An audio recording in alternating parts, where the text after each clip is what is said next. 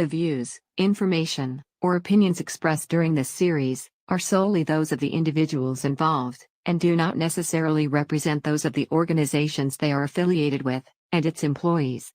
Let's get dialed in. There will always be somebody stronger, faster, and smarter than you. Surviving depends on your adaptability to change. Those who are the most adaptable are dialed in.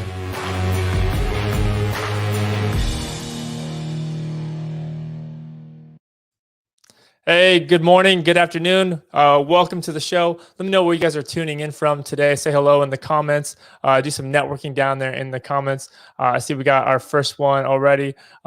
Good morning, Robin. How are you today? Guys, we got a great show lined up for today. A lot of stuff happening this week. Some really good stuff that I can't wait to share with you. And our guest today, Vineet Rao. He's the CIO of Inspirus, and we're going to get into his story about how his philosophy and his thought, his views on bridging the technology divide, this clear divide we have. And right before we get into it, want to pay tribute and highlight this is the last chance to register for tomorrow's big event. It's a big event for all of us at Elevate Events, big event for us at Acuerdo, and that is tomorrow's event. ElevateIT, the TOLA 2 virtual summit. Screenshot this right here. You can go register using that link below. And I do want to share with you just one quick teaser. We put a lot of hard work, blood, sweat, and tears into this one. I hope you do like it. If you have not seen this yet, this is a quick teaser to a cinematic keynote that will be dropping tomorrow at 1 o'clock. And we hope you do like it.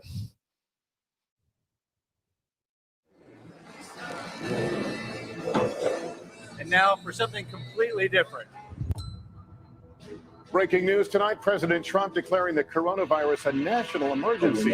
Freeing billions for the fight as America contracts to slow the rapidly spreading pandemic. The number of cases in the New numbers out today show nearly 1.5 million Americans filed for unemployment last week. And as you mentioned, we are seeing the number of retail bankruptcies really starting to rack up during this pandemic period. Jobless claims have never hit that million mark until the end of March. There are consequences for businesses, for consumers, and the global economy.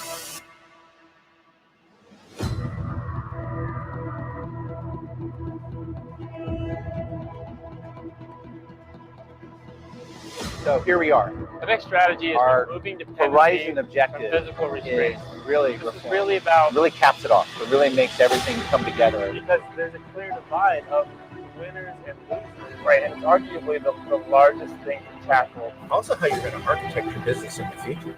So how do we get coupling with people? Well, there are 5 strategies. And those are built upon. You never really think about like mapping your entire business around customer experience. And become the disruptor instead of being the disruptor.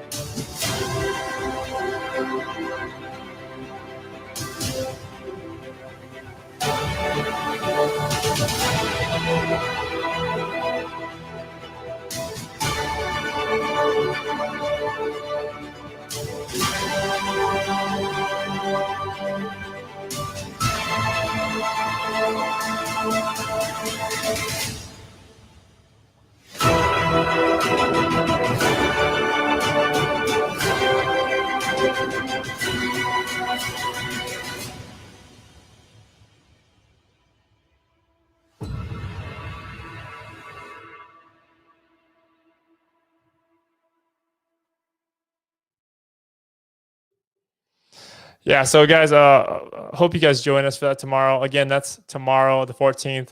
That was a really fun shoot to do. We were on the rooftops in downtown Austin, 3 different hotels that graciously let us use their rooftops, and just a good all-around performance.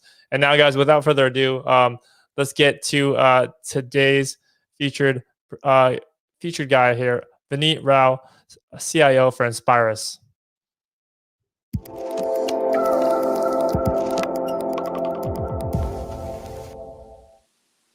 Vineet, welcome.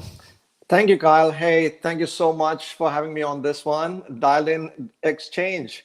And thanks to Robin, too, for doggedly pursuing this for me. It's just been so difficult to get everything together during these times. But thank you all. But I must tell you this, Kyle, that was an impressive video of TOLA 2. This is going to be awesome. I was there at TOLA 1. That great speakers out there, fantastic information exchange. I'm expecting things like that and even more in TOLA 2. Yeah, I mean, it's just a testament. Like these times are putting us under different pressures and different restrictions, and what's coming out of that is there's a lot of good coming out of that, right? Like that's something different we want to do, break the mold. But enough about that. I mean, and I appreciate the applause, and we'll see you tomorrow at the event. But like today is all about you. I want this to be all about you. I had to get that last plug in to get more people interested in the show tomorrow. But let's talk about you. Like, Vineet, you are dialed in. Like, you are in your field. Like, to be the CIO of Inspirus, like, you have to be the most adaptable to change, and that's what you kind of live and breathe. And as we talk about what you're dialed into, which is bridging the technology divide, you want to help me lay some foundation, some context around, like, first, let's establish, like, what is this divide that you're speaking of, and then let's talk about how you're bridging it. Of course. And it's a very interesting concept, and it's a thought that came to me quite a few years ago as I was actually going through a discussion with some of our business folks. So what happens if you think about the industry as a whole, right? Either you're a technology-heavy industry, meaning you are the tech company that is bringing out solutions into the marketplace and selling them, right? Pure technology companies, Apple, really, think about one of those. But then there are thousands and thousands and thousands of companies which are actually business driven. They're not technology driven, right? In the sense that they have technology shops, they have technology arms who are there to actually support the business, right? So think of airline industry, which is where I came from most recently, by the way. So that is in the business of transporting people from point A to point B, right? They're not a technology company, are they? They're not. Right? Similar to what we do at Inspirus, we are here in the business of providing recognition to employees. We're not a technology company per se, but we provide we provide technology to get it done. So when you look at that in that context, technology, for whatever reason, becomes a support function. And that is something that started me to think is that, why is it a support function? Why is it not the main thing? Why is it not the business itself?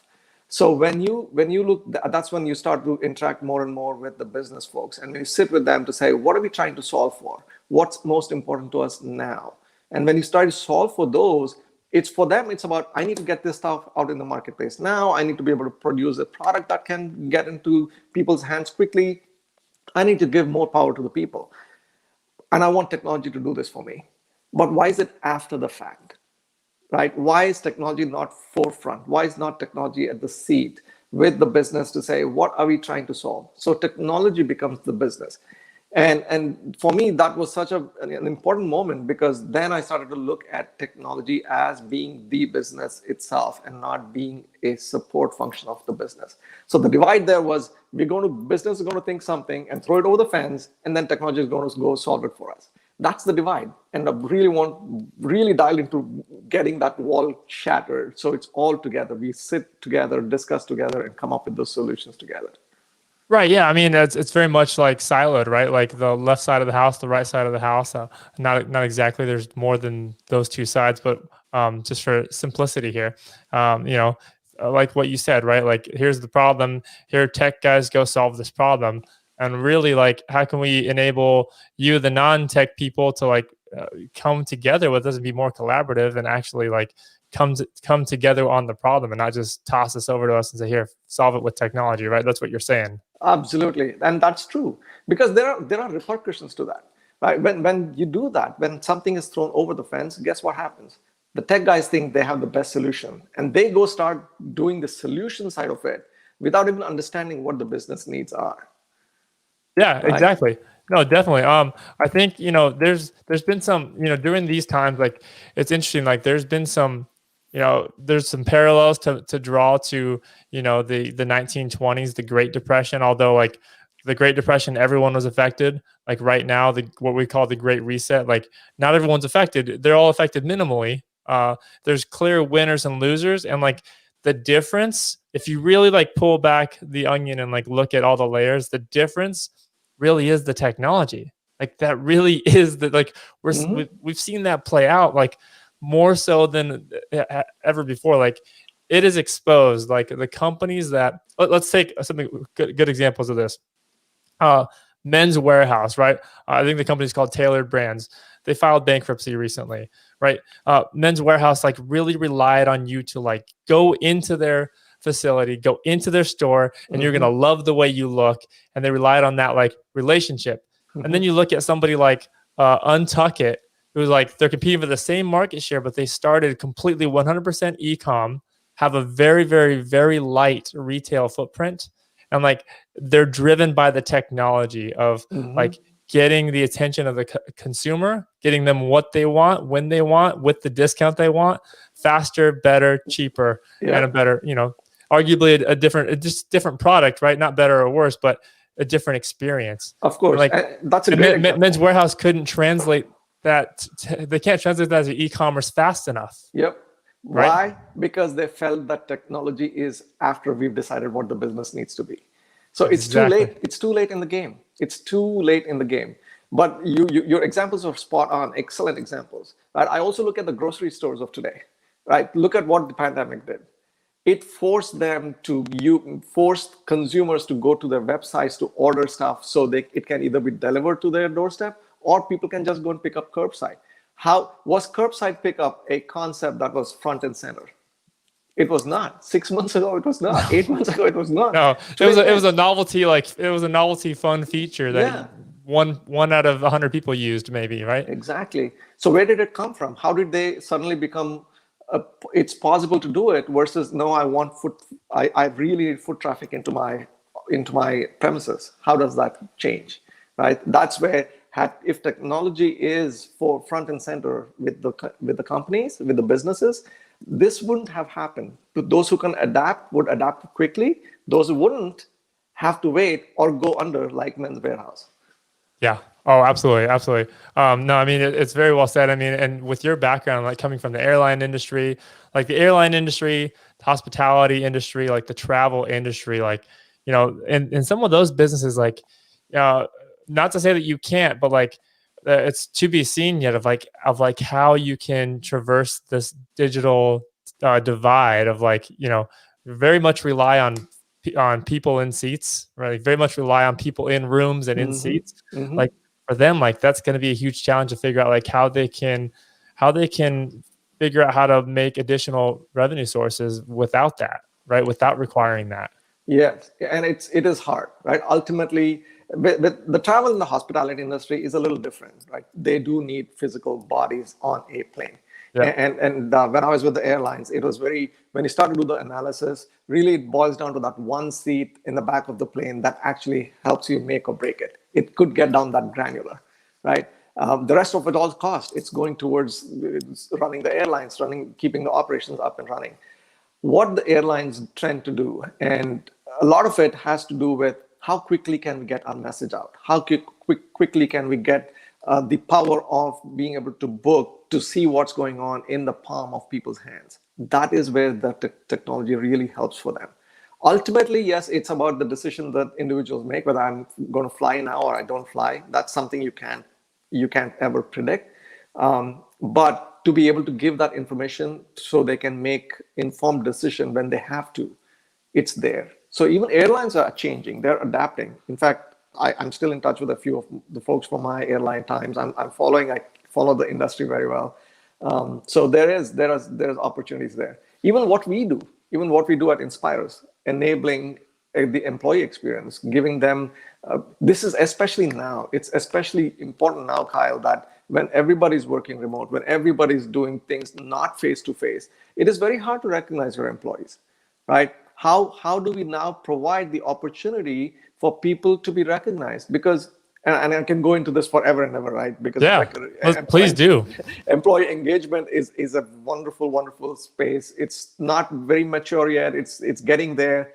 But ultimately, when people have realized, and companies have realized that it's the employees that make them tick, it's about recognizing those employees. And that's the space we are in. And we provide the tools, we provide the software, we provide the merchandise, we provide all of those to help companies to enable that, right? But Today, it's not possible. The face-to-face is gone. So how do you actually present a physical piece of recognition to somebody?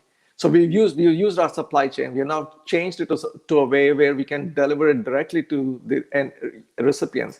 In fact, just last week, we did that a small recognition for our team, which we had gone through a big project, and we had all their recognition pieces delivered to their individual addresses. So if we were not ready to do that, and if our systems didn't support, it wouldn't happen at all. Also for the businesses who rely on us, we are coming up with these holiday themes where, you know how Christmas is coming up. So companies usually have the biggest Christmas parties ever. That's when they hand out bonuses and all these little goodies. I, for one, look forward to our Christmas parties. It's so much fun, so much fun. Not possible, right? Not possible this year, at least. So how do we enable those businesses to help their employees? If we were not ready to do this, and if we had not really been, and had technology not been part of those decisions that we were making in the boardroom, trust me, it would have taken us longer to get to that point.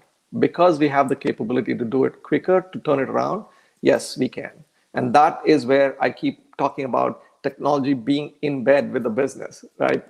So it is having the seat at the table, to be hearing, to be listening, to be thinking through solutions along with the business, and not having to say, you know what, I'm going to be sitting here. Whatever the business comes, they're going to tell me, and I'm going to tell them it's going to take them 2 years to do it. Right? That's not a good place to be. So that's why it is really, really important to make sure that the divide that we create, we actually have created this ourselves, right? Either the technology folks have been like, oh, hey, this is complex, this is going to take so much time, and I can't give it to you when you want it. Or I'm going to give you something more and more and more and all the bells and whistles, which the business doesn't want anyways. Right. So now you talk about who created that divide in the first place. Yeah, that's a good point. With all the technical jargon and the acronym land that those of us in the tech field live in, right? It's easy to like go into a boardroom and like just confuse everyone in that boardroom with just like acronym this, jargon that, and they're like, okay, yeah, we'll just call you when we need you to fill in some jargon and acronyms, right? So changing that conversation to paring down, right? Almost like stoic in nature, to like pare down our vocabulary and just communication styles to be like, hey, this is the outcome you want, sales velocity, cool. There's the outcome you want, like this solution tailors to sales velocity. And now you're speaking to that CRO or the sales leader, the CSO or whatever. And like, now it's like, cool. Now it's not even about the technology. Like you and I are working on the same outcome, which is increasing sales velocity.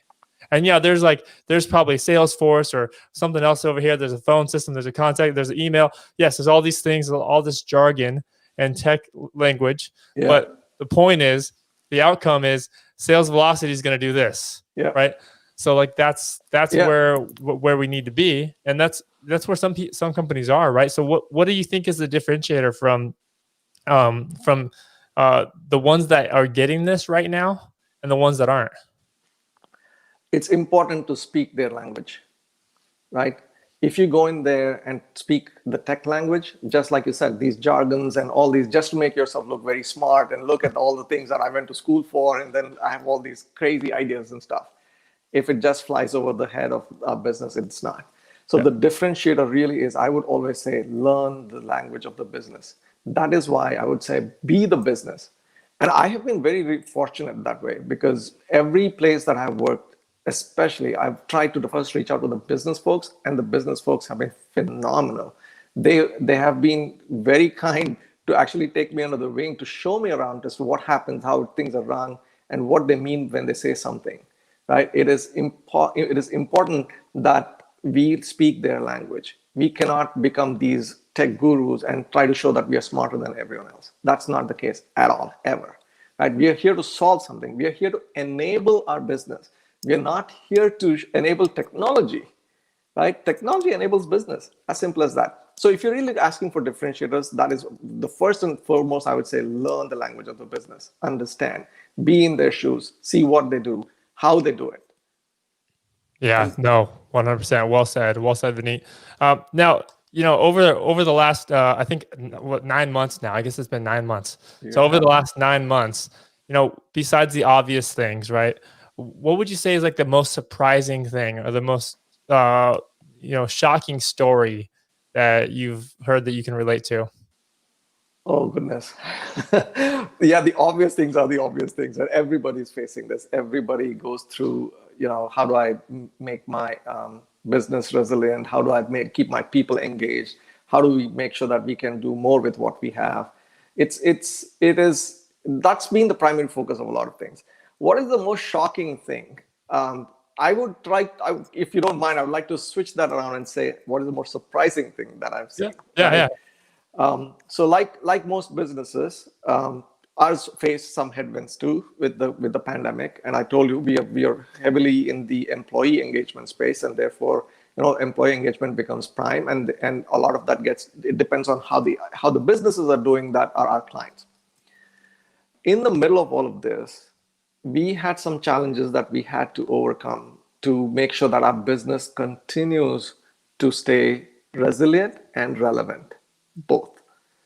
And when the team was when we were talking to the rest of our organization, when we were laying out on what are some of the headwinds that we are facing, what we could be facing in our business, we also do some sort of shipping. Okay, and when COVID hit, we had to shut down the facilities, which means it impacted our shipping. These are the things that have to go out to the clients. And it has to go out on time. So if you're getting recognized for something, Kyle, let's say you completed 10 years in your place of work, and you need that 10-year anniversary gift in your hands when that event happens, not a year from now. So much so now with all that happened for us, it was hard for us to make sure that it gets on time. But when we actually placed it in front of our organization, the rallying cry was so loud and clear. We had volunteers. 40% of our workforce volunteered. And they put in over 1,000 hours of work collectively just to make sure that nothing gets, the person who has to receive it receives it on the day he has to receive it. Wow. Right. So that to me was, you talk of resilience, you talk of coming together. And that the rallying cry became for us at that point in time, it was all together, right? We were all together in this, and it changed. So I would look that's a huge testament to the culture you guys are building over there at Inspirus, right? So like, how would you say the culture was pre-COVID versus now? So Inspirus is a very, very different animal. So we look at ourselves as a community. It's a small community. People are connected all the time, and people are talking all the time. We share so many stories and everything else. So prior to this, for us, it would look like any other day in the building, right? People are together milling around and doing it. But when COVID hit and everything had to be remote, what would happen to that culture? That was important. But guess what? Whatever culture that we have built out over the last several years, and the people who have been living that culture, people who propagate that culture, came together.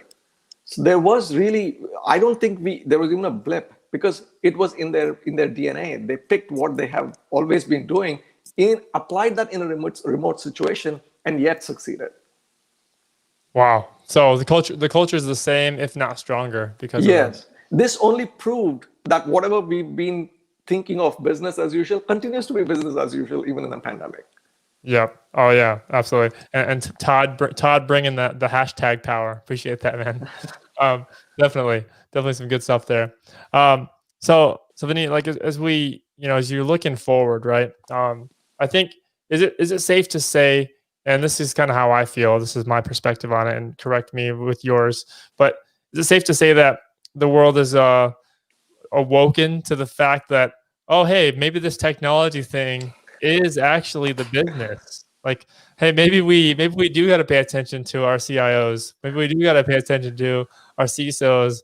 This technology thing, the security thing, like all this stuff actually is super relevant, and we need it to survive. Yeah. More than not that they didn't think that they did, but now they realize, wow, it really is everything. Yes. And here's the thing, right? Look at the companies that have succeeded enormously in this time. Amazon. All tech companies. Yeah. Amazon, man, oh man, that That's when I think of Jeff Bezos, visionary, right? So it's completely eliminating a physical layer in between and trying to connect the consumer to the product right away. Right. Technology. It's a technology-enabled business. That's the reason why Amazon is thriving. Yeah. Now, who's following in their footsteps? Walmart. Right? They're coming up with their Walmart Plus concept, which is again following through those footsteps. And no, I don't mean this disrespectful to Walmart at all. They're a very widely respected business, but like, you know, who would have thought that Walmart would have been following in the footsteps of Amazon, which was an online bookstore? Yes. Who would have thought that? Exactly. Right? And that's what I'm trying to say is like Walmart, a big retailer, an extremely successful retailer, also has realized the impact of technology and moving towards Walmart Plus, which is a technology-enabled business versus a business-enabling technology, right? So, So that is why I would definitely think that the pandemic has opened doors for technology like never before. If you can do everything that you can do remotely, you look at Disney, right? Like Disney cruises, Disney resorts, like obviously down. Disney Plus all of a sudden up, right? Yeah. So, hey, I'm a consumer of Disney Plus only because of the pandemic, because my child wanted that. You know? Of course, yeah. So, I think if you have kids, you automatically buy a subscription. Yes, you do. Yeah. You don't think. I mean, at the prices they are at, you're like, okay, not a big deal. You know. Done. Yeah. So it is. So I think the evolution, not like technology was never considered an in thing, but I think the pandemic has also helped reveal that things can be done without impacting businesses wherever you are with the help of technology. Yeah. Well, I mean, I think at the end of the day here, I think the CIO takes a definite more prominent spot at that C-level boardroom, because I mean, that's really, the CIO is more so empowered right now. Absolutely. I mean, it's really it's the golden age of the CIO. If you really look into like these next, like this was the if you weren't already, right, some companies already were, but if you weren't already, like this was the awakening moment. Like, okay, our CIO, it's time to step it up. Like we have to get this is live or die. Yeah. Going in the next half decade here and beyond. And I think in that regard, I've been very fortunate because the CIO is part of the executive team decision-making body. So for me, it's not a different thing, but I do know a lot of organizations where CIO actually in turn reports into a COO or a CFO, and then it's CFO, up, right? Yeah. So like the CIO reporting to the CFO makes like zero sense. Zero sense. But apparently, like once upon a time, it did, and that's okay. Yeah, but like that anymore. Paradigm needs to go away. Yeah, not anymore. At the same time, I do have a word of caution for CIOs or decision-making executives around technology. This is not a green light to have technology take over the business, right? It is not. So I would definitely caution, let's not go back into those same old habits of saying, hey, technology, we're the smartest people on earth, and we know how to solve things in a wonderful way, right? And then it goes spiraling down, because when the cycle turns, right, so you will lose that. So now is the time to actually show the true value, being a true partner to every aspect of our business, and not trying to say, hey, so technology will save the world for you, so don't forget it, right? Oh yeah, no, that's a great point, Vineet. I mean, assuming, and we haven't, but like if you assumed that we've already bridged the technology divide, don't be one that's creating the next divide. Absolutely. By over rotating and thinking that the CIO is now the center of the universe, right? Yeah. So it's all about balance, right? It's all about balance. It's like, the CIO needs to take that prominent spot, like where they are, but also like let's continue to communicate across the silos, to communicate the CFO's language, communicate in the CRO's language, right, and the CMO. Be able to communicate effectively and just collaborate as a team, right? That's what it's about. Go after the same outcomes. Yeah, and I couldn't have said it any better. Well said, Kyle. Yeah, absolutely. Well, cool. So, what's next for you? Like, what's next on the horizon? Like, what's the next big thing that you're excited about, or like the next project, or the next thing that like is just keeping you going? So we have actually, believe it or not, a number of initiatives in our company that is going to help us go from legacy to post-legacy, which is more modern. And a couple of big projects are already underway. One of them is the ERP. We are moving from a legacy ERP into a more cloud ERP, and something that's going to help us leapfrog some of our challenges in our accounting and manufacturing areas. So that is key. And technology is a huge part of that whole transformation from legacy to modern. Oh, yeah. So I bet most of your other initiatives are hinging on that one, because that is that's the big overhaul. That's the big one. That's the big one. And then right behind that, we are looking at other things to do with our manufacturing, right? So how to gain efficiencies within those cycles, our supply chain, everything around that aspect. But at the same time, there are also several in-house applications that we have built. And as would happen with any other organization, as you start building it, you keep building it, and then you also keep increasing your technical debt. So we are looking at opportunities to reducing that mountain of debt, getting to a more cloud-based modern approach on how we're going to do even software development within the house, and then tie it into the ERP so it comes together at the time that it has to. So major initiatives for us going to the next 6 to 8 months. Vineet, like everything you just said, it's as if you've already seen our keynote that's airing tomorrow. I swear. Oh, is that right? Okay. I swear. It's as if you've already seen it. But yeah, it's definitely we're definitely in alignment with what the views and thoughts here. We are at the 30-minute mark here, so I want to be cognizant of your time and everyone's time here. So as we're wrapping up here, what are some things that you do or to help your team do to continue to be the most adaptable to change, continue to stay dialed in to the mission and to what drives you guys? Yeah. So Kyle, that is really important. It's a very good question. I think it's very contextual too. More often than not, as leaders, we think we know what's best. We think we have seen the world. We think we have experienced enough. That's why I'm in the position that I'm in. The truth is totally the other way, right? I'm here because I'm learning something. I'm experiencing something. I'm adding to that experience. I've noticed and I've seen, and I'm a big believer in this. It's not enough for me to be dialed in if my team is also not dialed in. And how do you get your team to be dialed in? Do not ever assume that they know lesser than you do. Just lay the cards on the table, and believe me, the team is going to pick up the right cards and push you and propel you forward. There is no two ways about it. Be open with your team, be honest with the team, give them the goal, give them the purpose, and they are dialed in from day one. And it's not going to be easy. There will be challenges. If you're new to any organization, if you're new to any place, there's a learning curve. There are bumps in the road. It's a matter of adjustments, right? Your team has to get adjusted to you. You have to get adjusted to your team, the culture, their culture, your culture, what they bring. But never, ever assume that you know more than them. They definitely know more than you. And you just have to lay the cards on. Wow. I love that so much in so many different ways, Vineet. That's some very wise advice. Coming to the stature of someone like your position, like CIO, I mean, it's definitely something that you earn, and it's a very respectable title. And to still have the nomenclature to be there and have balance and say, I'm really here for you guys. I don't know everything. I did what I did to get here, and I'm going to help us all get there, but you're going to help us all get there. Really, that's what it comes down to. Yeah. Right?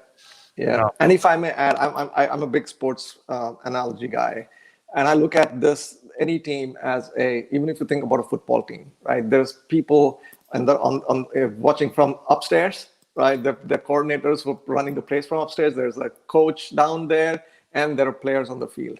Every person has a role to play. You cannot expect the quarterback to become a running back all of a sudden. Well, these days there are some quarterbacks who can, but but you know what I'm saying, right? The quarterback cannot become a safety all of a sudden. Every person has a role to play to move those 10 yards every 4 attempts, right? That is when everyone plays their role to the hilt, you're going to get to the end zone. Yeah. I love that. Love that. Everyone has a role to play. Todd out there said, wow, that's leadership. So that's Yeah, the best thanks way for that. that's the best way to sum that up. That's awesome. Vineet, what's the biggest area related to your role that you're the most curious about learning next? It's it's there's a lot to learn, Kyle. There's absolutely a lot to learn. Yes, I come from a very strong technology background. I am actually an engineer in computer sciences by my education. So you'd like to think that, yes, everything you learned in college and everything that you applied over your career, which is for me 25 plus years, you know something about everything, but you don't know everything about something, right? So you start to look at those, how the technology has evolved, where we are today, cloud, how do things work in the cloud? What do we need to get there? Yes, I can understand, I can move it over there, but how does it work once it's in the cloud? Right? There's opportunities for learning. But more importantly, I think for me, it's not about the technology aspect, because I do know, and when we hire for technology, we make sure that we hire the people with the knowledge that who can fill the gaps. So things that I don't know, I'm looking for to hire people who can fill that gap.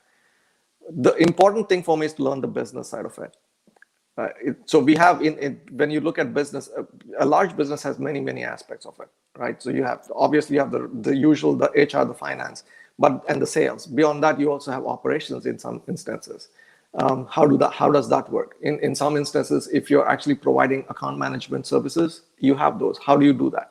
So for me, it's important to learn the other aspects of the business, and that's how I look at myself. And I think for me to be successful in my role, it is important I learn the aspects of business, then try to apply what technology helps to build to again bridge the divide. Wow, powerful. Is there a book or a resource that like you love to recommend more than anything? Well, I've been reading quite a few books on leadership, but I would say, especially if those who are starting out on their careers, who are looking to take a leap into the next level, I would recommend a book called The 4 Agreements, and this is by Don Miguel Ruiz. Right? It is such a powerful book. It's a very small book. Trust me. It's, I think, about 120 pages, if not lesser than that. And you've read that, I'm assuming, Kyle. Yes. So it is so powerful and so eye-opening that it will help you set your career on a path that likes of which you probably have never seen. But you have to understand the message behind that. That book transcends the professional world. Absolutely. It covers everything. It covers everything. But for those who are already in leadership roles and things that they face or may likely face soon, there's a book that I read a couple of years ago. It was a book called Forged in Crisis by Nancy Kane, who is a historian at the Harvard Business School. Very powerful book. And I still go back to that book every now and then. It talks about 5 leaders, and 5 leaders from different areas, right? It talks about Ernest Shackleton, who tried to get to the South Pole. It talks about Abraham Lincoln, talks about Frederick Douglass. It talks about Rachel Carson, who was instrumental in the setting up of the EPA in our country. And then it also talks about Dietrich Bonhoeffer, if I'm butchering the name, I'm sorry, who actually took on the Nazis. 5 different people coming from different areas of life, but how they all used crises to actually discover themselves and their leadership styles and traits and how they overcame that. Very, very powerful book. It's called Forged in Crisis. I think it's a fantastic leadership read. If people haven't done it, I would highly recommend that book. Oh, that's awesome. That's not one I've read, so I'll be sure to look at that one. Sure, I'd be happy to discuss and debate with you when you're done. Awesome. Yeah, I would love that. Few more questions here. If you could get dinner or coffee with anyone in the world, living or dead, who would it be? Oh my God, that's a long list. Only one. The first one. The first one. The first one. I would. I've been reading up on Gandhi a few weeks now. So amazing how this frail gentleman, very non-muscular, took on an entire empire, not just in India, but also South Africa, and brought about changes that completely changed the way the world should operate.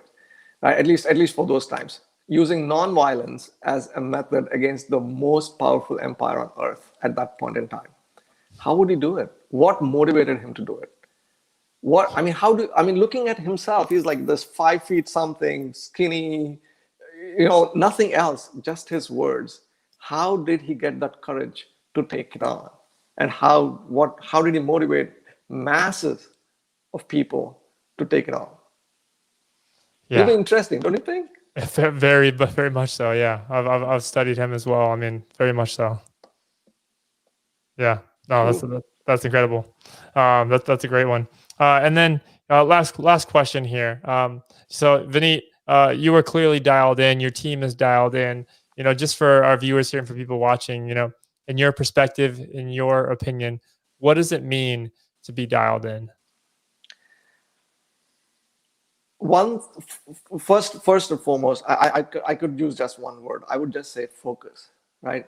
Once you have set a goal, stay focused. Does it mean that you don't waver? You do waver. But are you courageous enough to waver? What does wavering mean? And this is something that I learned through one of my mentors a long time ago. It's like, do not prepare to make mistakes, but make mistakes to prepare. Never be afraid to make mistakes, right? That's the only way to go forward is that. And once you have your mind set on that, you have your goal, you have your focus, and you're not afraid to make mistakes, you are dialed in. You're in the moment.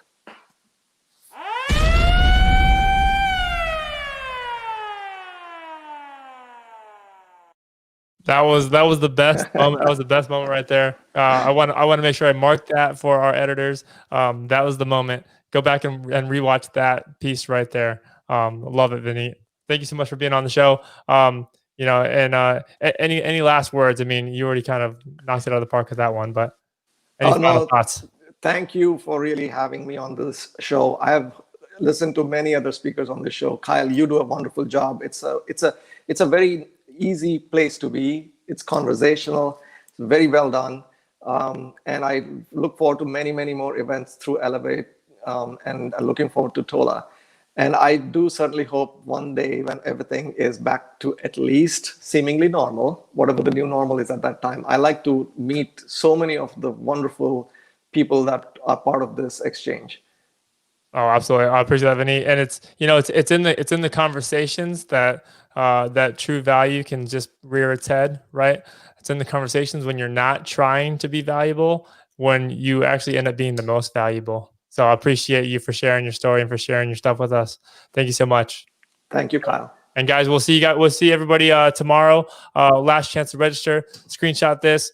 October 14th, Back to the Future of Work tomorrow, all day event. Hope to see you guys there.